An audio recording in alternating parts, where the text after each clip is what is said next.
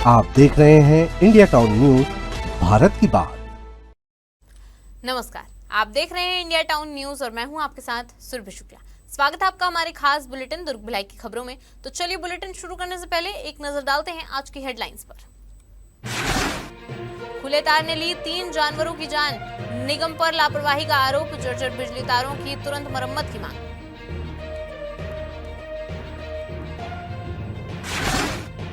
तालाबों की सफाई से पहले कचरा निकासी, पानी की उपलब्धता सुनिश्चित करना प्राथमिकता, सभी आवश्यक तैयारियां पूरी करने के निर्देश। दुर्ग सहकारी बैंक मुख्यालय का निर्माण प्रारंभ, मंत्री गजेंद्र यादव ने बैंक भवन का किया पूजन। 3 मंजिला बैंक भवन 11 महीनों में होगा तैयार। दुर्ग में वाहन ठगी का गिरोह पकड़ा गया, 9 कार और 1 मोटरसाइकिल जब्त, प्रार्थी की शिकायत पर हुई कार्रवाई।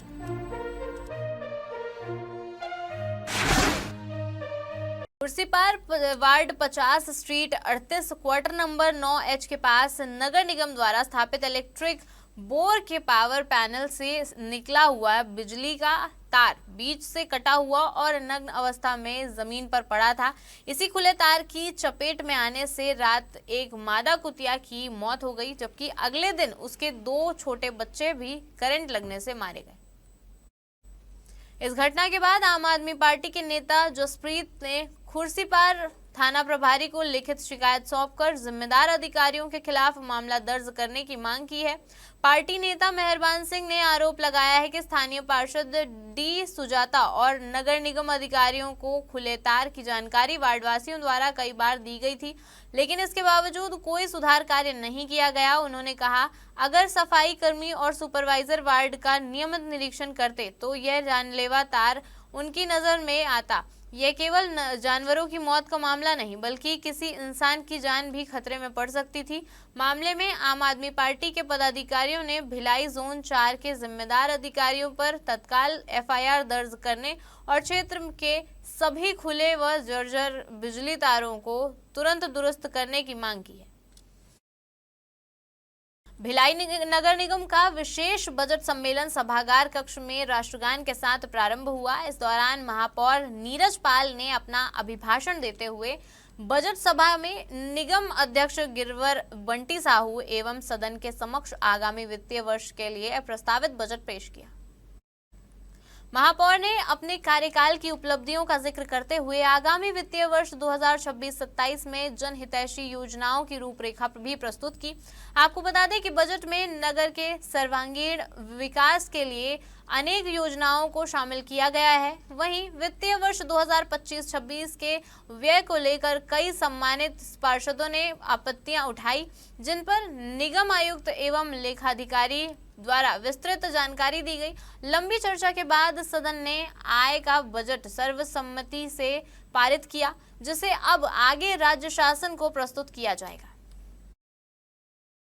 जिले में जिला सहकारी केंद्रीय बैंक मर्यादित दुर्ग के प्रधान कार्यालय भवन का निर्माण कार्य औपचारिक रूप से प्रारंभ हो गया है। इस अवसर पर कार्यक्रम का उद्घाटन गजेंद्र यादव ने किया। वहीं कार्यक्रम की अध्यक्षता प्रीतपाल बेलचंदन ने की। स्वागत उद्बोधन में मुख्य कार्यपालन अधिकारी ने बताया कि 3 मंजिला भव्य भवन 11 महीनों से 2 करोड़ 77 लाख रुपए की लागत से शीघ्र निर्मित होगा। वहीं प्रीतपाल बेलचंद ने कहा कि सहकारिता किसानों को बेहतर सुविधाएं प्रदान करने के लिए और बैंक मुख्यालय के नवीन भवन का प्रारंभ पूजन अत्यंत हर्ष का विषय है। आपको बता दें कि उन्होंने मंत्री द्वारा कम समय में बैंक आगमन के लिए समय देने पर आभार व्यक्त किया। इस अवसर पर गजेंद्र यादव ने कहा कि रामनवमी के शुभ अवसर पर सहकारी बैंक दुर्ग के मुख्यालय भवन का प्रारंभ पूजन करना गौरव का विषय है। उन्होंने बैंक के पदाधिकारियों, अधिकारियों और किसानों को शुभकामनाएं दी। दुर्ग में पुलिस ने वाहन किराया लेकर ठगी करने वाले अपराधी गिरोह का खुलासा किया है। थाना मोहन नगर में दुर्ग निवासी प्रार्थी के लिखित आवेदन पर विभिन्न धाराओं में अपराध BNS के तहत नामजद आरोपी अमित कुमार सिंह और ओमकार सिन्हा के खिलाफ मामला दर्ज कर विवेचना शुरू कर दी गई है।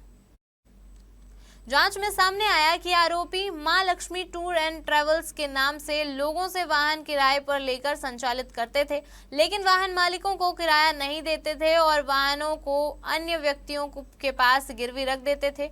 पुलिस ने कार्रवाई करते हुए आरोपी अमित कुमार और वरुण सलामे को गिरफ्तार किया। इनके कब्जे और गिरवी रखे गए वाहनों से कुल 9 4 पहिया वाहन और 1 मोटरसाइकिल जब्त किए गए। मामले में आरोपियों को न्यायालय में पेश कर न्यायिक रिमांड पर भेज दिया गया है। दुर्ग नगर निगम ने शहर के समस्त करदाताओं को सूचित किया है कि वित्तीय वर्ष 2025-26 की समाप्ति से पूर्व संपत्ति कर और अन्य निगम कर जमा करने के लिए अब केवल अंतिम 4 दिन बाकी रह गए हैं। आपको बता दें कि आयुक्त ने सभी करदाताओं से अपील करते हुए कहा है कि वे अंतिम तिथि का इंतजार न करें और शीघ्र ही अपने बकाया कर का भुगतान करें। आपको बता दें कि नगर निगम प्रशासन ने करदाताओं की सुविधा को ध्यान में रखते हुए विशेष व्यवस्था की है।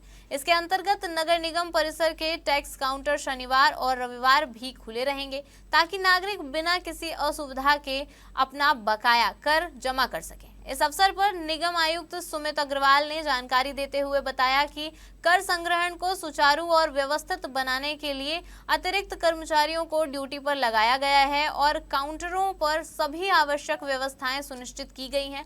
उन्होंने कहा कि बढ़ती संख्या में करदाताओं को देखते हुए समय समय पर व्यवस्था का निरीक्षण किया जा रहा है ताकि किसी प्रकार की परेशानी न हो। थाना छावनी क्षेत्र में स्थित तेलुगु मोहल्ला कैंप 2 के एक सूने मकान में हुई चोरी का पुलिस ने खुलासा कर दिया है। जी हां, प्रार्थी ने बताया है कि वह अपने परिवार के साथ विशाखापट्टनम गई थी और लौटने पर देखा कि घर का ताला टूटा हुआ था। घर के अंदर रखे एलईडी टीवी, होम थिएटर, सोने चांदी के आभूषण सहित अन्य कीमती सामान चोरी हो गए थे। मामले में दुर्ग पुलिस ने विभिन्न धाराओं में मामला पंजीबद्ध कर विवेचना शुरू की। विषय की गंभीरता को देखते हुए थाना छावनी एवं एसीसीयू टीम ने तत्काल कार्रवाई करते हुए आरोपियों की तलाश शुरू की। सूचना के आधार पर आरोपियों को हिरासत में लेकर पूछताछ की गई, जिसमें आरोपियों ने तेलुगु मोहल्ला कैंप 2 स्थित सूने मकान में ताला तोड़कर चोरी करने की बात स्वीकार की।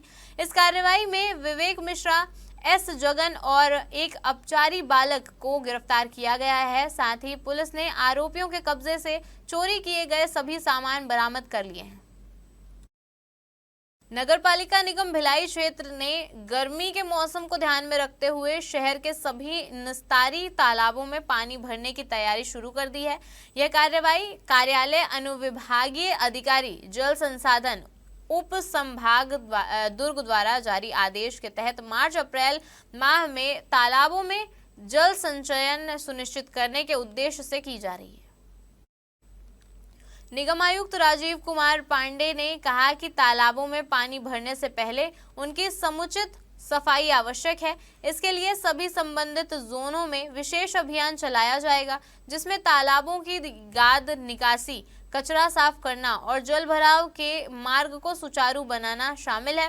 आयुक्त ने कहा कि गर्मी के मौसम में आमजन और पशुओं के लिए पानी की उपलब्धता सुनिश्चित करना प्राथमिकता है। उसके मद्देनजर समय रहते सभी आवश्यक तैयारियां पूरी करने के निर्देश दिए गए हैं ताकि तालाबों में पर्याप्त जल संग्रहण को हो सके और ग्रीष्मकाल में जल संकट की स्थिति उत्पन्न न हो। हमारे खास बुलेटिन दुर्ग भिलाई की खबरों में फिलहाल इतना ही। देखते रहिए इंडिया टाउन न्यूज, भारत की बात। नमस्कार। आप देख रहे हैं इंडिया टाउन न्यूज, भारत की बात।